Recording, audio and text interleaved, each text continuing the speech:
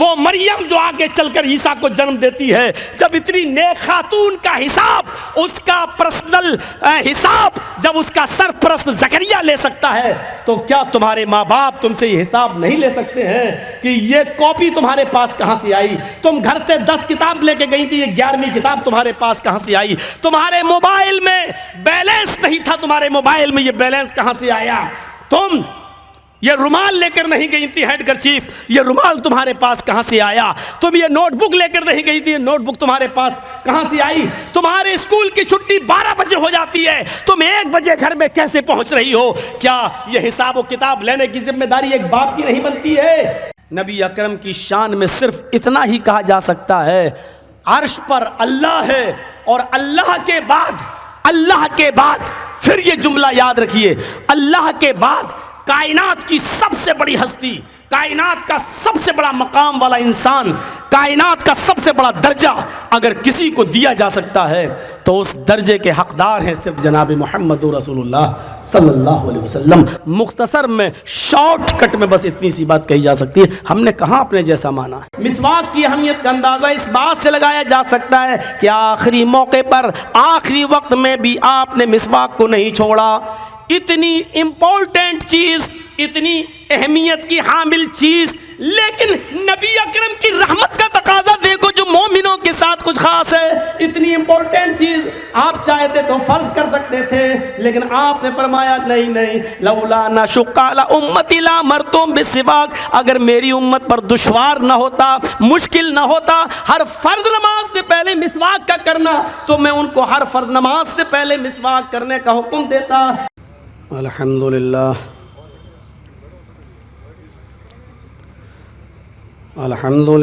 نحمده ونستعینه ونستغفره ونعوذ باللہ من شرور انفسنا ومن سیئات اعمالنا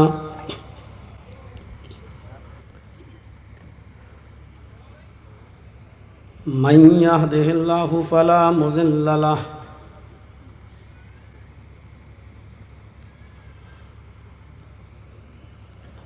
ومن يضلله فلا هادي له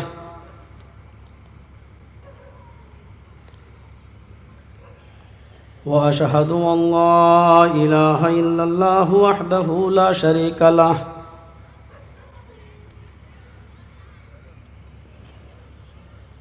وأشهد أن محمدًا عبده ورسوله أما بعد فإن خير الحديث كتاب الله وخير الهدي هدي محمد صلى الله عليه وسلم وشر الأمور محدثاتها وكل محدثة بدعة وكل بدعة ضلالة وكل ضلالة في النار۔ اعوذ باللہ من الشیطان الرجیم، بسم اللہ الرحمن الرحیم۔ لقد جاءکم رسول من انفسکم عزیز علیہ ما عنتم حریص علیکم بالمؤمنین رؤوف الرحیم۔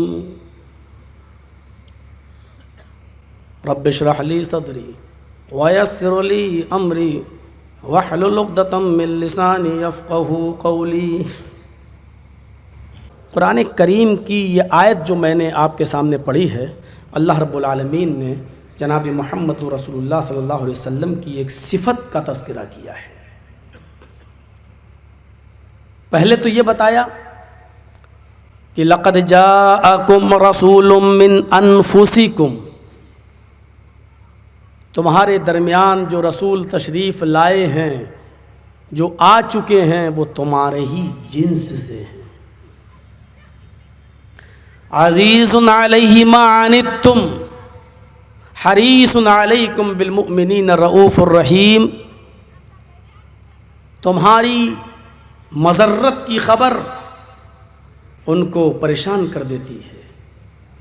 تمہیں جب کوئی تکلیف پہنچتی ہے تو تمہاری تکلیف اس رسول پر، اس نبی پر شاق گزرتی ہے۔ حریص علیکم، تمہاری منفعت کے وہ خواہش مند رہتے ہیں۔ بالمؤمنین رؤوف الرحیم، اور مومنوں کے ساتھ ان کا معاملہ نہایت رحم و کرم کا معاملہ ہے، نہایت مہربانی کا معاملہ ہے۔ اس آیت میں دیکھیے، پہلی چیز تو یہ بتائی جا رہی ہے کہ محمد رسول اللہ صلی اللہ علیہ وسلم کو کسی دوسری دنیا کا انسان تصور نہ کیا جائے، وہ تمہاری دنیا کے انسان ہیں، تمہارے جنس سے ہیں۔ اس آیت کے ٹکڑے کے اندر عقیدے کی بھی اصلاح کر دی گئی ہے۔ لقد جاءکم رسول من انفسکم، تمہارے درمیان ایک پیغمبر آئے ہیں، تمہارے درمیان جو رسول آئے ہیں وہ تم ہی میں سے ہیں، وہ بھی انسان ہیں۔ اٹھنے میں، بیٹھنے میں، لیٹنے میں، سونے میں، جاگنے میں، کھانے میں، پینے میں، چلنے میں، پھرنے میں، شادی بیاہ میں، بیوی میں، بچوں میں، الغرض ایک انسان کو جو تمام ضروریات پیش آتی ہیں، ان تمام ضروریات میں وہ تمہارے ہی جنس سے ہیں۔ تم اٹھتے بیٹھتے ہو، وہ بھی اٹھتے بیٹھتے، تم چلتے پھرتے ہو، وہ بھی چلتے پھرتے، تم کھاتے پیتے ہو، وہ بھی کھاتے پیتے تھے۔ تمہیں بیماریوں اور شفا ہوتی ہے، ان کو بھی بیماری ہوتی تھی اور شفا بھی ملتی تھی۔ تم شادی اور بیاہ کرتے ہو، انہوں نے بھی شادی اور بیاہ کی۔ جس طرح تمہارے ماں باپ ہوتے ہیں، ان کے بھی باپ عبداللہ اور ان کی بھی ماں آمینہ تھی۔ کوئی فرق نہیں تھا انسان ہونے کی حیثیت سے، وہ جنس سے، تمہارے ہی جنس سے تھے۔ لقد جاءکم رسول من انفسکم، تمہارے ہی جنس سے تھے۔ جو چیزیں تمہیں پیش آتی ہیں وہ ان کو بھی پیش آتی تھیں، اور اصل اختلاف یہی تو تھا۔ جب اللہ کے نبی صلی اللہ علیہ وسلم نے لوگوں کے سامنے اور عرب کے کفار کے سامنے جب دعویٰ کیا کہ میں اللہ کا نبی بنا کر بھیجا گیا ہوں، اللہ کا رسول بنا کر بھیجا گیا ہوں، تو مجھے اللہ کا رسول مانو، اللہ کا پیغمبر مانو، تو کافرین مکہ نے ہنستے ہوئے یہی تو کہا تھا، یہ کیسا نبی ہے، یہ کیسا رسول ہے، اپنے آپ کو رسول بھی کہتا ہے اور ہماری طرح اٹھتا بیٹھتا بھی ہے، چلتا پھرتا بھی ہے، کھاتا پیتا بھی ہے۔ وہ بڑے تعجب سے کہتے تھے، ما لہذا الرسول یاکل الطعام ویمشی فی الاسواق، اس نبی کو کیا ہو گیا ہے، اس رسول کو کیا ہو گیا ہے جو ہماری طرح بازاروں میں چلتا پھرتا ہے اور ہماری طرح کھاتا پیتا ہے، اس کو کیا ہو گیا؟ ان کے تصور میں یہ چیز تھی، جو رسول ہوگا وہ بازاروں میں ہماری طرح چلے گا پھرے گا نہیں، کھائے گا پیے گا نہیں، یہ کھاتے پیتے ہیں، چلتے پھرتے ہیں، اس لیے نبی نہیں ہے۔ اور ہمارے ہاں ایک بہت بڑا طبقہ کیا تصور کرتا ہے، وہ کیا کہتا ہے، وہ یہ کہتا ہے کہ واہ صاحب، رسول انسان کیسے ہو سکتا ہے، پیغمبر انسان کیسے ہو سکتا ہے؟ ہم محمد رسول اللہ صلی اللہ علیہ وسلم کو رسول مانتے ہیں، انسان نہیں۔ اور عرب کے لوگ انسان مانتے تھے، رسول نہیں۔ لیکن مسلم ہونے کے لیے، مومن ہونے کے لیے دونوں ضروری ہے، نبی اکرم کو رسول بھی ماننا ہے اور انسان بھی ماننا ہے، اور اسی کو اللہ کے رسول نے کلمے کے اندر بھی پیش کر دیا، اشہد ان محمدن عبدہ ورسولہ، رسول بعد میں مانو، پہلے مجھے اللہ کا بندہ مانو اور اس بات کا اقرار کرو، اس بات کی گواہی دو کہ میں گواہی دیتا ہوں کہ یقیناً محمد رسول اللہ صلی اللہ علیہ وسلم اللہ کے بندے اور اس کے رسول ہیں۔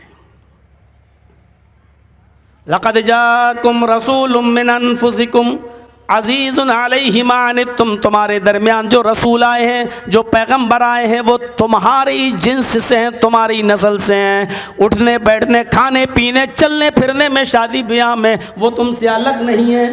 اب آپ یہ کہو کہ واہ صاحب اپنے جیسا کیسے کہہ رہے ہو آپ؟ نہیں، یہیں سے غلط تصور پیدا ہوتا ہے۔ انسان ہونے میں ہماری طرح تھے، لیکن مقام و مرتبے میں، درجے میں نبی اکرم کی شان میں صرف اتنا ہی کہا جا سکتا ہے، عرش پر اللہ ہے، اور اللہ کے بعد پھر یہ جملہ یاد رکھیے، اللہ کے بعد کائنات کی سب سے بڑی ہستی، کائنات کا سب سے بڑا مقام والا انسان، کائنات کا سب سے بڑا درجہ اگر کسی کو دیا جا سکتا ہے تو اس درجے کے حقدار ہیں صرف جناب محمد رسول اللہ صلی اللہ علیہ وسلم۔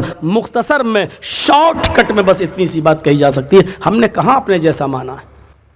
اٹھنے میں، بیٹھنے میں، سونے، جاگنے، کھانے، پینے، چلنے پھرنے، شادی بیاہ، بیماری، دکھ، درد، تکلیف میں اپنے جیسا مانا ہے۔ ہمارے دو ہاتھ ہیں، محمد رسول اللہ کے بھی دو ہاتھ تھے، ہمارے دو پیر ہیں، محمد رسول اللہ کے بھی دو پیر تھے، ہماری دو آنکھیں، نبی اکرم کی بھی دو آنکھیں تھیں، ہم چلتے پھرتے ہیں تو محمد رسول اللہ صلی اللہ علیہ وسلم بھی چلتے پھرتے ہیں، ہمیں اور آپ کو دکھ و تکلیف پہنچتا ہے تو محمد رسول اللہ کو بھی پہنچتا تھا، ہمیں اپنی اولاد کے خاتمے پر، کسی کے انتقال پر درد ہوتا ہے، محمد رسول اللہ کو بھی اپنی اولاد کے خاتمے پر تکلیف ہوئی تھی، دکھ ہوا تھا، اور اس کا اظہار بھی آپ نے یوں کیا تھا، ان العین تدمع والقلب يحزن ولا نقول الا ما يرضي ربنا وانا بفراقك لمحزونون، یہ کہہ کر آپ نے اس دکھ کا اظہار کیا تھا، اے میرے بیٹے ابراہیم، تیری جدائی سے میری آنکھیں اشکبار ہیں، والقلب یحزن، اور میرا دل غمگین ہے، لیکن ہم اپنی زبان سے ایسے جملے ادا نہیں کریں گے جس سے ہمارا پروردگار ناراض ہو جائے، جس سے ہمارا مولا ناراض ہو جائے، جس سے ہمارا رب ناراض ہو جائے، یعنی رب کے ناراض کرنے والے جملے ہم اپنی زبان سے ادا نہیں کریں گے۔ لیکن باپ کو ایک فطری محبت ہوتی ہے، اس فطری محبت کا تقاضا یہ ہے کہ تیری جدائی سے میں مغموم ہوں، تیری جدائی سے میں ضرور غمناک ہوں۔ اپنی بیٹی رقیہ کے انتقال پر بھی آپ نے غم کا اظہار کیا تھا، اپنے بیٹے عبداللہ کے انتقال پر بھی آپ نے غم کا اظہار کیا تھا، آپ کو خوشی بھی ہوئی، آپ کو غم بھی پہنچے، تو خوشی اور غم میں، تکلیف اور آرام میں ہماری جیسے تھے، لیکن مقام و مرتبے کا جہاں تک تعلق ہے تو اللہ کے بعد سب سے بڑا درجہ ہے تو جناب محمد رسول اللہ صلی اللہ علیہ وسلم کا۔ بالکل اس کو یوں سمجھو، ایک ہفتے میں کتنے دن ہوتے ہیں؟ 7۔ ایک مہینے میں کتنے دن ہوتے ہیں؟ عربی حساب سے 29 یا 30۔ تو دیکھیے آج کون سا دن ہے؟ جمعہ، کل کیا ہے؟ ہفتہ، پرسوں کیا ہے؟ اتوار، پھر پیر، منگل، بدھ، جمعرات، جمعہ۔ دن ہونے کے اعتبار سے سب برابر ہیں، اور 7 دن کے اندر گھنٹے کتنے ہوتے ہیں؟ 24۔ ایک دن میں کتنے گھنٹے؟ 24۔ جو 24 گھنٹے ہفتے میں ہیں، اتوار میں بھی ہیں، پیر میں بھی ہیں، منگل میں بھی ہیں، بدھ میں بھی ہیں، جمعرات میں بھی ہیں، اور 24 گھنٹے رات و دن ملا کر جمعے کو بھی ہیں۔ تو دن ہونے کے اعتبار سے 7 دن برابر ہیں، کوئی فرق نہیں ہے، دن ہونے کے اعتبار سے سب برابر۔ لیکن مقام اور درجے کے اعتبار سے دیکھا جائے تو جو فضیلت جمعے کے دن کو حاصل ہے وہ کسی اور دن کو حاصل نہیں ہے۔ انسان ہونے کے اعتبار سے، ہاتھ اور پیر، ناک اور کان ہونے کے اعتبار سے، چلنے اور پھرنے کے اعتبار سے ہم میں اور محمد رسول اللہ میں، نبی میں کوئی فرق نہیں ہے، لیکن مقام و مرتبے کے اعتبار سے جو درجہ، جو افضلیت، جو فضیلت جناب محمد رسول اللہ صلی اللہ علیہ وسلم کو حاصل ہے وہ کائنات کی کسی مخلوق کو حاصل نہیں ہے۔ ایک مہینے میں کتنے دن ہوتے ہیں؟ 29 یا 30۔ وہ ہر مہینے میں ہوتے ہیں، رمضان کے مہینے میں بھی 29 یا 30 دن ہوتے ہیں۔ مہینہ دن ہونے کے اعتبار سے سب برابر، لیکن مقام اور مرتبے کے لحاظ سے دیکھا جائے، فضیلت کے لحاظ سے دیکھا جائے تو جو فضیلت، جو افضلیت، جو سریشٹھا، جو اونچا درجہ رمضان کے مہینے کو حاصل ہے وہ کسی اور مہینے کو حاصل نہیں ہے۔ اسی طریقے سے انسان ہونے کے اعتبار سے ہم میں اور نبی میں کوئی فرق نہیں تھا، لیکن مقام و مرتبے کے لحاظ سے کیڑے نکالنے والوں کو اس جملے میں بھی کیڑے مل جائیں گے، اور چائے کی ہوٹلوں پہ بیٹھ کے گفتگو بھی ہو جائے، اپنے جیسا کہہ دیا. میں ہاتھ پیر ناک کان میں بتلا رہا ہوں، خوشی غمی میں بتلا رہا ہوں، اٹھنے بیٹھنے میں بتلا رہا ہوں، لیکن مقام اور مرتبے کے اندر جو درجہ محمد رسول اللہ کو حاصل ہے وہ کسی اور کو حاصل نہیں ہے اور ہو بھی نہیں سکتا. کیوں؟ نبی اکرم کو یہ فضیلت کس چیز نے دی ہے؟ یہ فضیلت عطا فرمائی ہے نزول قرآن نے، کیونکہ قرآن کی برکت سے بہت سی چیزوں کی حیثیتیں بدل گئیں. مکہ قرآن کے نزول سے پہلے ام الخبائث کہلاتا تھا، تمام بری اور گندی چیزوں کی ماں کہلاتا تھا. لیکن جب مکے کے اندر قرآن نازل ہوا تو اللہ تبارک و تعالیٰ نے اس قرآن کی برکت سے مکے کو ام القریٰ بنا دیا. قرآن کے نزول سے پہلے سارے فرشتے برابر تھے، لیکن قرآن کو لے کر جب جبرائیل امین جناب محمد رسول اللہ صلی اللہ علیہ وسلم کے پاس آئے اور قرآن لے کر آئے تو قرآن کو لانے کی وجہ سے اللہ رب العالمین نے جبرائیل کو سید الملائکہ، تمام فرشتوں کا سردار بنا دیا. تمام مہینے برابر تھے، لیکن جس مہینے کے اندر قرآن نازل ہوا، اس قرآن کی برکت سے اللہ رب العالمین نے رمضان کے مہینے کو سید الشہور، تمام مہینوں کا سردار بنا دیا. اس مہینے کی جس رات میں قرآن کریم نازل ہوا، اس قرآن کریم کی نزول کی برکت سے اللہ نے اس رمضان کے اندر اس رات میں نازل ہونے والی قرآن کی برکت سے اس رات کو بھی لیلۃ القدر خیر من الف شہر، 1000 مہینوں کی عبادت سے بہتر بنا دیا. جب قرآن نے ان تمام چیزوں کی حیثیتوں کو بدلا تو یہ قرآن جب جناب محمد رسول اللہ پر نازل ہوا تو اس قرآن کی برکت سے محمد رسول اللہ بھی سید الانبیاء قرار دے دیے گئے، تمام پیغمبروں کے سردار بنا دیے گئے. یہ فضیلت قرآن کی برکت سے ملی ہے. جناب محمد رسول اللہ صلی اللہ علیہ وسلم کو نزول وحی سے ملی ہے. انسان ہونے کے اعتبار سے کوئی فرق نہیں ہے، لیکن مقام و مرتبے کے لحاظ سے اللہ کے بعد سیکنڈ مقام، اللہ کے بعد دوسرا درجہ اگر کسی ہستی کا ہے تو وہ ہستی ہے جناب محمد رسول اللہ صلی اللہ علیہ وسلم. تو یہ پہلی صفت بتائی ہے. دوسری صفت عزیز علیہ ما عنتم،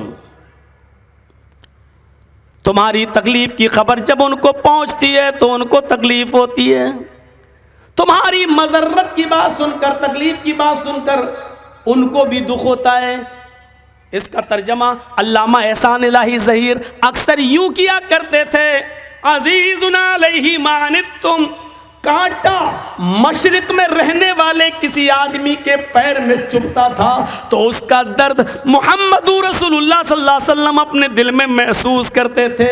تکلیف تمہیں ہوتی ہے، درد جناب محمد رسول اللہ کو ہوتا ہے. تمہاری تکلیف محمد رسول اللہ پر شاق گزرتی ہے، وہ تمہیں تکلیف میں نہیں دیکھنا چاہتے.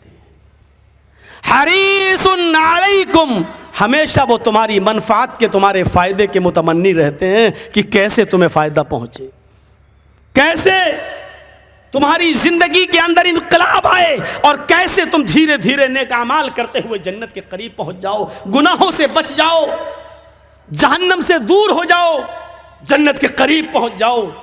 یہ ان کی فکر رہتی تھی. حریص علیکم، وہ تمہارے منفعت کے بڑے خواہش مند رہتے ہیں. اور اس کے بعد کہا بالمؤمنین رؤوف الرحیم، مومنوں کے ساتھ ان کا معاملہ بہت خاص ہے، رحم و کرم کا. حالانکہ اس پر بھی بہت کیچڑ اچھالا گیا. ستیارتھ پرکاش پڑھیے کتاب دیانند سرسوتی کی، بہت کیچڑ اچھالا گیا. دیکھو مسلمانوں کی کتاب قرآن خود کہہ رہی ہے محمد صرف مسلمانوں پر مہربان ہے صلی اللہ علیہ وسلم. اس کا مطلب صرف مومنوں کے لیے مہربان ہے، غیروں کے لیے نہیں، دوسروں کے لیے نہیں. بہت لمبے چوڑے صفحے بھر دیے دیانند سرسوتی نے ستیارتھ پرکاش پر، قرآن کی اس آیت پر. بہت زبردست اس نے لوگوں کے درمیان غلط فہمیاں پیدا کی ہیں. دیکھیے محمد صلی اللہ علیہ وسلم کو قرآن خود کہہ رہا ہے، ان کی کتاب خود کہہ رہی ہے مومنوں پر مہربان ہے، یعنی دوسرے لوگوں پر نہیں. قرآن کریم کی جب اسٹڈی کریں گے، مطالعہ کریں گے تو قرآن کریم یہ کہہ رہا ہے مومنوں کے لیے ان کی محبت رحمت کچھ خاص ہے. یہاں بے تخصیص کے معنی میں بالمؤمنین رؤوف الرحیم، مومنوں کے ساتھ کچھ خاص تعلق ہے رحم و کرم کا. اس کا یہ مطلب نہیں ہے کہ دوسروں کے ساتھ نہیں ہے، ظاہر ہے کہ اپنوں کے ساتھ خاص ہوتا ہی ہے. آپ کا بیٹا بیمار ہو جائے اور آپ کے پڑوس میں پڑوسی کا بیٹا بیمار ہو جائے تو جو وقت آپ اپنے بیٹے کو دیں گے وہ پڑوسی کے بیٹے کو نہیں دیں گے. پڑوسی کا بیٹا بیمار ہے، ہاسپٹل میں ایڈمٹ ہے، آپ زیادہ سے زیادہ اس کو دیکھنے چلے جائیں گے. غریب ہے، 1000 2000 5000 روپے دے کر آپ اس کی مدد بھی کر دیں گے. لیکن اگر آپ کا اپنا بیٹا بیمار ہو جائے، آپ کا اپنا لخت جگر بیمار ہو جائے تو آپ 10 دن بھی ہاسپٹل میں اپنے بیٹے کے بیڈ سے اٹھنا گوارا نہیں کریں گے جب تک کہ اس کو چھٹی نہ مل جائے، جب تک کہ وہ وہاں سے ریفر نہ کر دیا جائے اور گھر کی طرف روانہ نہ کر دیا جائے. آپ وقت بھی دیں گے اور اپنی الماری اور اپنی تجوری کا منہ کھول دیں گے، جتنا روپیہ خرچ ہونا چاہے ہو جائے لیکن میرے بیٹی کو ٹھیک کر دیا جائے، میرا بیٹا ٹھیک ہو جائے.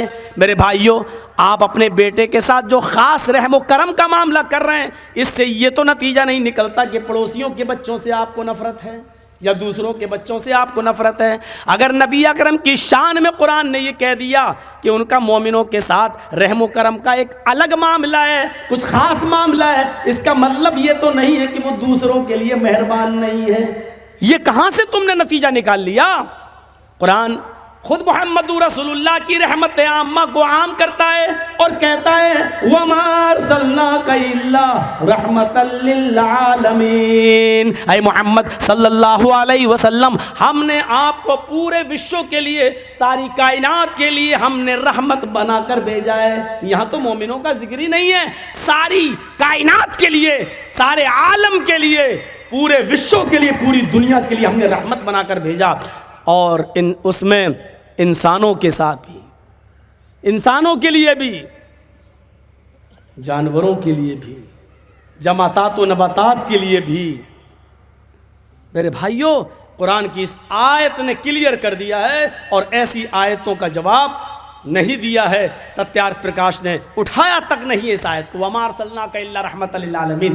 اس کو پڑھا بھی ہوگا لیکن اس پر آبجیکشن لگانے کی اس کو ضرورت بھی نہیں پڑی، اس نے چھوا بھی نہیں ہے اس آیت کو. قرآن ڈنکے کی چوٹ پہ کہتا ہے. یہاں اس نے مومنوں کے ساتھ کچھ خاص رحمت کو بیان کیا ہے اور ہے رحمت دیکھیے اس کی مومنوں کے ساتھ خاص. مسواک کتنی اہمیت رکھتی ہے. بخاری شریف کی حدیث اگر آپ پڑھیں گے تو وہاں یہ ملے گا کہ اللہ کے نبی صلی اللہ علیہ وسلم نے مسواک کے بارے میں فرمایا لولا ان اشق علی امتی لامرتهم بالسواک. کسی حدیث میں آیا عند کل مسجد، کسی حدیث میں آیا عند کل وضو، کسی حدیث میں آیا عند کل صلاۃ. ہر نماز سے پہلے، ہر مسجد میں جانے سے پہلے، وضو بنانے سے پہلے. لیکن مسواک کی اہمیت ظاہر ہے. کیا ہے؟ لولا ان اشق علی امتی لامرتهم بالسواک. اگر میری امت کے اوپر یہ دشوار نہ ہوتا، دیکھیے دشواری نبی اکرم کو کیسی لگ رہی ہے. میری امت پر اگر یہ کام مشقت بھرا نہ ہوتا، دشوار کن نہ ہوتا، پریشانی کا باعث نہ ہوتا، تو میں حکم دیتا کہ وہ ہر نماز سے پہلے مسواک کریں. لامرتہم، میں ان کو حکم دیتا. حکم فرضیت پر دلالت کرتا ہے، یعنی میں مسواک کو ہر نماز سے پہلے فرض کر دیتا. لیکن اس لیے فرض نہیں کر رہا ہوں کیونکہ یہ کام میری امت کے لیے دشوار کن ہے. مسواک کی اہمیت کا اندازہ تو آپ کو ہوگا ہی. مرض الموت میں مبتلا ہیں اللہ کے نبی صلی اللہ علیہ وسلم. بخاری شریف کتاب الجنائز کے الفاظ تو یہ کہتے ہیں کہ آپ کی آواز بند ہو چکی ہے، اشاروں میں گفتگو کر رہے ہیں، آپ کی زبان سے آواز نہیں نکل رہی ہے، جو بھی مانگتے ہیں اشاروں میں مانگ رہے ہیں. آپ کا سر اپنی چہیتی بیوی حضرت عائشہ صدیقہ کی ران کے اوپر ہے اور اسی بیچ میں حضرت عبد الرحمن ابن ابی بکر تشریف لے آتے ہیں. ابو بکر کے بیٹے عبد الرحمن حضرت عائشہ کے بھائی تشریف لے آتے ہیں. فجر اور ظہر کی نماز کا درمیانی وقت تھا. اور مزید مطالعہ کرنا ہے تو الرحیق المختوم دیکھ لیجئے, صفی الرحمان صاحب مبارک پوری رحمۃ اللہ علیہ کی. میرے بھائیوں, عبد الرحمان جب گھر میں تشریف لائے اور نبی اکرم کی آواز بند ہو چکی ہے, اشارے سے ہر کام بول رہے ہیں, اشارے سے ہر چیز کی خواہش اشارے سے کر رہے ہیں. عبد الرحمان ابن ابی بکر کی منہ میں مسواک تھی, وہ مسواک کرتے ہوئے اندر داخل ہوتے ہیں. اللہ کے نبی صلی اللہ علیہ وسلم کی نظر عائشہ صدیقہ کے بھائی عبد الرحمان کی مسواک پر پڑی تو جن کی گود میں سر رکھے ہوئے تھے اشارہ کرتے ہیں, عائشہ یہ مسواک مجھے کرنی ہے. حضرت عائشہ صدیقہ نے وہ مسواک لے لی اپنے بھائی سے, اور وہ مسواک محمد رسول اللہ کو اپنے شوہر کو دے دی. نبی اکرم صلی اللہ علیہ وسلم نے اس مسواک کو اپنے دانتوں پر کرنا شروع کر دیا, لیکن کمزوری اتنی زیادہ ہو چکی تھی کہ وہ مسواک صحیح سے نہیں کر پا رہے تھے. وہ کڑی نظر آئی, اس کا کڑا پن نظر آیا, تو آپ نے وہ مسواک اپنے منہ سے نکال دی اور حضرت عائشہ سے اشارہ کیا کہ تم اس کو اپنے دانتوں سے نرم کر دو, اپنے دانتوں سے پہلے کوچ دو. حضرت عائشہ نے اپنے دانتوں سے اس مسواک کو نرم کر دیا, کوچ دیا, جس پر وہ ہمیشہ فخریہ الفاظ میں کہتی تھی کہ اللہ رب العالمین نے آخری وقت میں مجھے خوشی یہ تھی کہ محمد رسول اللہ صلی اللہ علیہ وسلم کو جب اس دنیا سے اٹھایا تو میرا لعاب اللہ کے نبی کے لعاب سے مل گیا, میری جھوٹی مسواک اللہ کے نبی صلی اللہ علیہ وسلم نے کی ہے. یعنی آخری وقت میں مجھے یہ شرف حاصل ہوا کہ میرے منہ کی مسواک کو اللہ کے نبی نے استعمال کیا, یہ شرف مجھے حاصل ہوا ہے. اما عائشہ ہمیشہ فخریہ الفاظ, فخریہ لہجے میں یہ کہا کرتی تھی کہ مجھے یہ خوش نصیبی نصیب ہوئی جو اور کسی بیوی کو نصیب نہیں ہوئی. جب امی عائشہ نے اس مسواک کو نرم کر دیا تو اللہ کے نبی نے اس مسواک کو اپنے دانتوں سے میں لے لیا اور کرنے لگے. مسواک کرتے کرتے اچانک ہاتھ کی گرفت کمزور پڑ جاتی ہے اور مسواک نبی اکرم کی داڑھی پر گر جاتی ہے, اور آپ نے پانی سے بھرے ہوئے پیالے کے اندر اپنے دونوں ہاتھوں کو ڈالا. بخاری شریف کتاب الجنائز کے الفاظ یہ ہیں کہ دونوں ہاتھوں کو پانی پہ ڈالتے اور اپنے چہرے پہ ملتے جاتے, پھر پانی پہ ہاتھ ڈالتے اور اپنے چہرے پر اپنے بدن میں ملتے جاتے اور کہتے جاتے ان للموت سکرات, ان للموت سکرات, ان للموت سکرات. موت کے لیے بڑی پریشانیاں ہیں, موت کے لیے بڑی بے چینیاں ہیں, موت کے لیے بڑی تکلیف ہے. یہ حالت تھی آپ کی. میں اس طرف نہیں جانا چاہتا, صرف بتانا کا مقصد یہ ہے آخری وقت میں جب آپ کی روح قبض سے عنصری سے پرواز ہو رہی تھی, اس موقع پر بھی آپ نے مسواک کا اتنا خیال رکھا کہ آخری وقت میں بھی مسواک آپ نے کی ہے, اپنے دانتوں پہ رگڑی ہے, اپنے دانتوں کو مسواک سے آپ نے صاف کیا ہے, یہاں تک کہ مسواک آپ کی داڑھی پر گری, آپ کے سینے پر گری, اور آخری جملہ یہ کہتے ہوئے آپ کی زبان سے اللہم بالرفیق الاعلی, اللہم بالرفیق الاعلی, یہ کہتے ہوئے آپ اس دنیا سے رخصت ہو گئے. میرے پیارے ساتھیوں, مسواک کی اہمیت کا اندازہ اس بات سے لگایا جا سکتا ہے کہ آخری موقع پر آخری وقت میں بھی آپ نے مسواک کو نہیں چھوڑا. اتنی امپورٹنٹ چیز, اتنی اہمیت کی حامل چیز, لیکن نبی اکرم کی رحمت کا تقاضا دیکھو جو مومنوں کے ساتھ کچھ خاص ہے.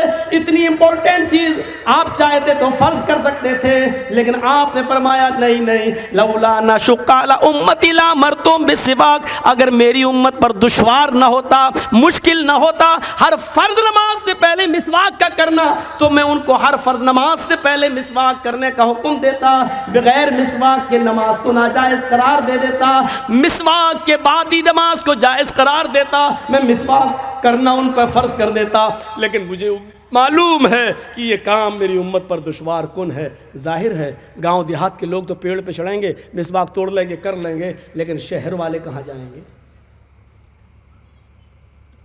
کہاں جائیں گے؟ اور آج کل دیکھ لیجئے بمبئی, دلی, لکھنؤ اور آپ کا حیدرآباد, دور دور تک درختوں کا پتہ نہیں چلتا ہے, دیہات جنگلوں کا پتہ نہیں چلتا ہے. یہ لوگ کہاں جاتے, مسواک کیسے کرتے, کیسے لاتے؟ حضرت عائشہ صدیقہ فرماتی ہیں نبی اکرم صلی اللہ علیہ وسلم کا مسواک کو فرض نہ کرنا رحمت للمومنین، یہ مومنوں کے ساتھ، مومنوں کے لیے رحمت کا ایک حصہ ہے. یہ محبت تھی، یہ رحمت تھی نبی کی مومنوں کے ساتھ. اتنے مشفق اور اتنے مہربان نبی کی ہم قدر نہیں کرتے. کیسی رحمت! کیا یہ رحمت کا ایک حصہ نہیں تھا جناب محمد رسول اللہ صلی اللہ علیہ وسلم کا؟ جب لڑکیاں پیدا ہوتی تھیں اور زندہ دفن کر دی جاتی تھیں، اور بعض صحابہ نے جب اپنی بیٹیوں کو دفن کرنے کی داستان جناب محمد رسول اللہ کو سنائی تو آنکھوں میں آنسو آ گئے، اور روتے ہوئے آپ نے فرمایا بس اب محمد کا کلیجہ پھٹا جا رہا ہے، اب برداشت نہیں ہوتا. پھر آپ نے حکم نافذ کیا.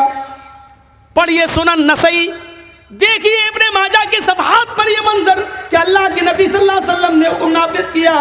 آئے عرب کے کافرو، اگر تمہیں اپنی بیٹیوں کا باپ کہلانے میں شرم آتی ہے، اپنی بیٹیوں کا باپ بننے میں شرم آتی ہے، اپنی بیٹیوں کا باپ کہلانے میں شرم آتی ہے، اپنی بیٹیوں کی شادی کر کے کسی کو اپنا داماد بنانے میں شرم آتی ہے، تو تمہارے گھر میں جتنی بچیاں پیدا ہوتی جائیں ان تمام بچیوں کو مجھے دیتے جاؤ. میں ان کی پرورش کروں گا، میں ان کو پالوں گا، ان کو کھلاؤں گا، پلاؤں گا، بڑا کروں گا، اور ان کی شادیاں بھی کراؤں گا. میرے پیارے ساتھیوں، محمد رسول اللہ صلی اللہ علیہ وسلم نے صرف نازک کے لیے یہ حکم نافذ کر دیا، تمہیں اگر ان لڑکیوں کا باپ بننے میں اور ان کا نکاح کرانے میں شرم آتی ہے تو مجھے دیتے جاؤ. اب یہاں پر ہماری بہنوں کو، ہماری ماؤں کو، ہماری قوم کی بیٹیوں کو سوچنا چاہیے کہ جس نبی نے تمہیں زندہ دفن ہونے سے بچانے کے لیے عرب کے کافروں کے سامنے اپنا دامن پھیلا دیا ہو اور بھیک سی مانگی ہو کہ تمہارے گھر میں جتنی بچیاں پیدا ہوتی جائیں مجھے دیتے جاؤ،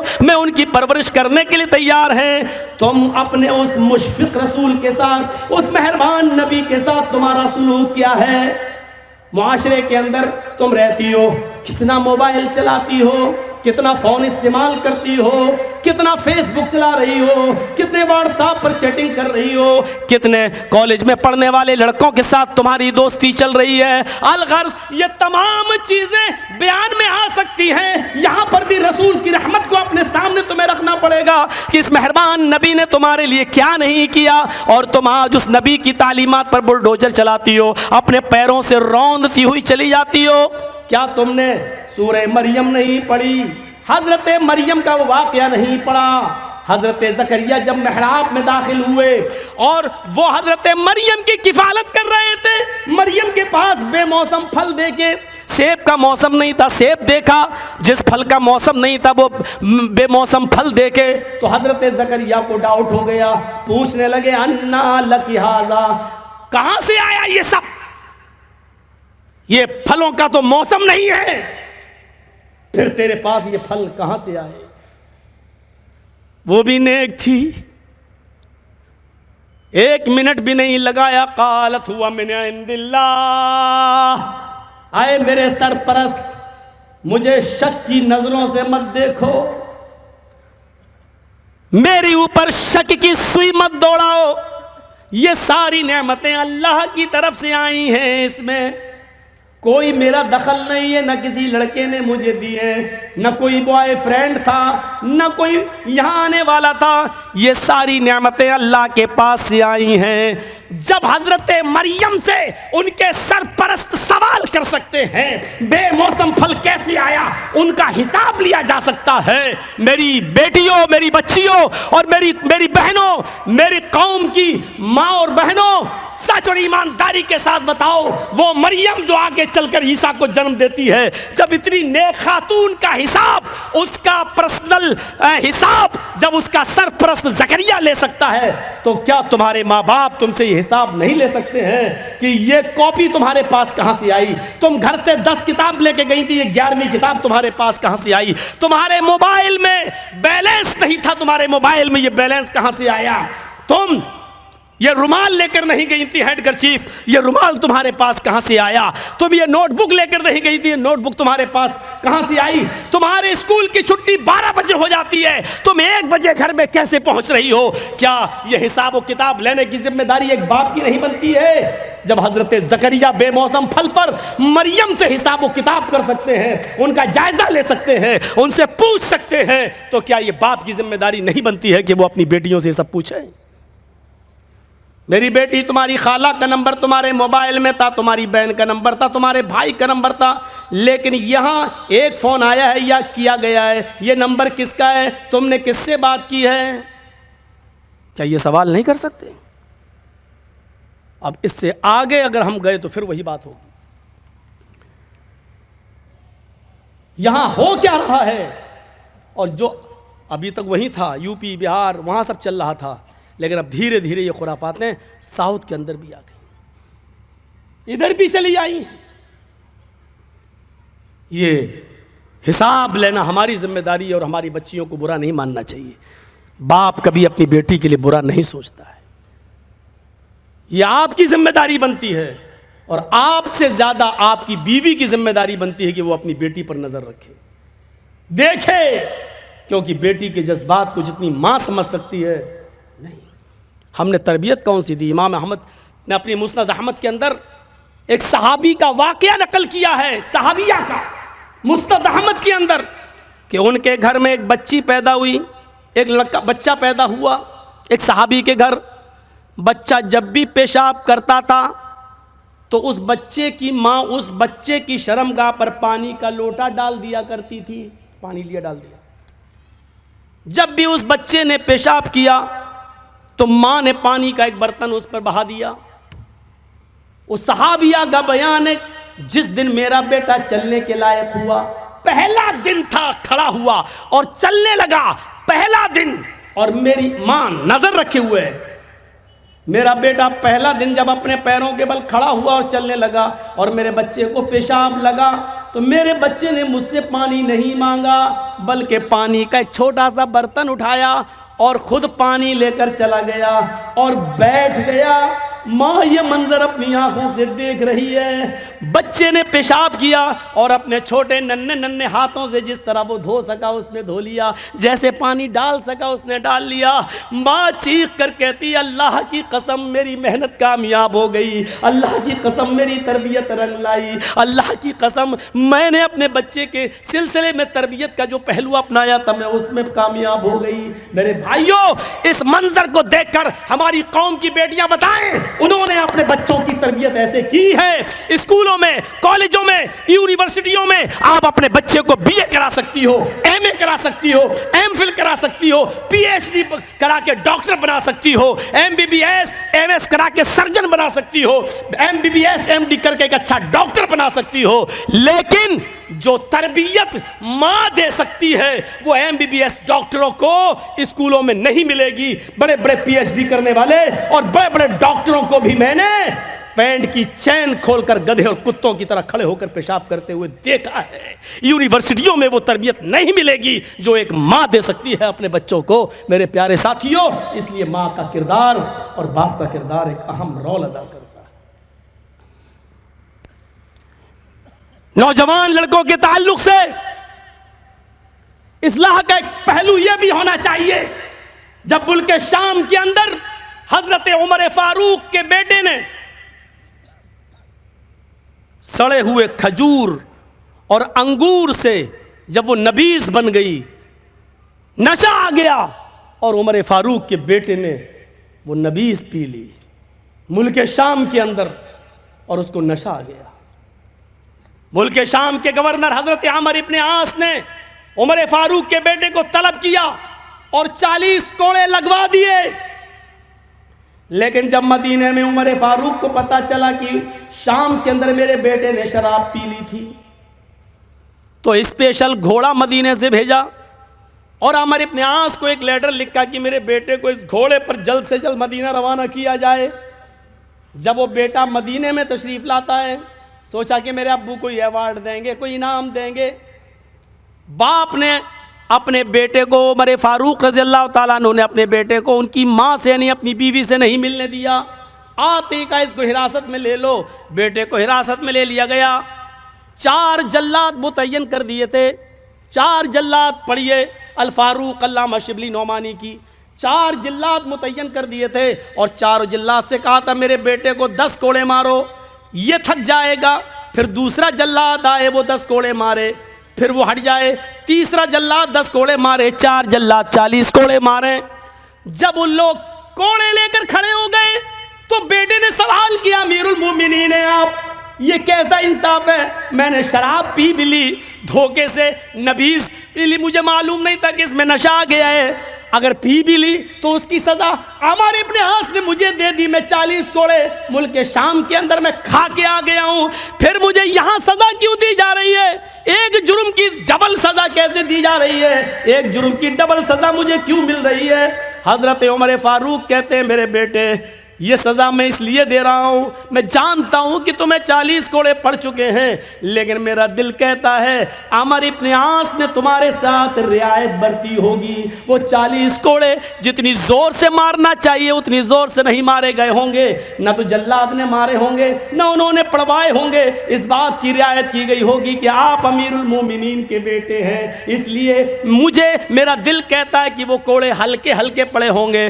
آج میری آنکھوں کے سامنے وہ 40 کوڑے تمہیں دوبارہ لگائے جائیں گے تاکہ کوئی رعایت نہ رہے. میرے بھائیوں, شراب ایک بار وہ بھی دھوکے سے جب پی لی تو حضرت عمر فاروق نے اپنے بیٹے کی اصلاح کے لیے یہ قدم اٹھایا. آج ہمارے ماں باپ, آج ہم جیسے لوگ اپنے بیٹوں کی اصلاح کے لیے کون سا قدم اٹھائے ہوئے ہیں؟ آپ نے کبھی اپنے بیٹوں سے پوچھا رات کے 12 بجے کے بعد تم گھر پہ آتے ہو کیوں؟ کہاں رہتے ہو؟ اس وقت تک تم کہاں تھے؟ آپ نے کبھی اپنے بیٹے سے پوچھا یہ رات کے 12 بجے تک یہ موبائل کیوں چلتا ہے؟ یہ جیو اور ایئرٹیل کی طرف سے 2 GB سم جو مل رہا ہے بھرپور اور جو دھناتن چل رہی ہے اس کی اسپیڈ, یہ تم کہاں استعمال کرتے ہو؟ کیا کیا چیزیں دیکھتے ہو؟ کن چیزوں میں یہ 2 GB یہ جو 2 GB روزانہ یہ کہاں تم استعمال کر رہے ہو یہ ڈاٹا؟ کبھی آپ نے اپنے نوجوان بیٹوں سے, کبھی آپ نے اپنی اولاد سے اس کا حساب و کتاب لیا؟ نہیں. پھر سوال کرتے ہیں کیا مولانا صاحب تقریر میں ایسی بات بولیے, ماں باپ کا کیا مقام ہے اور کیا درجہ ہے؟ اب بڑھاپے میں دیکھ رہا کہ میری اولاد بگڑ چکی ہے, مجھے پوچھ نہیں رہی ہے, تو اب مولویوں سے تقریریں کروائی جا رہی ہیں, ماں باپ کی فضیلت بتاؤ.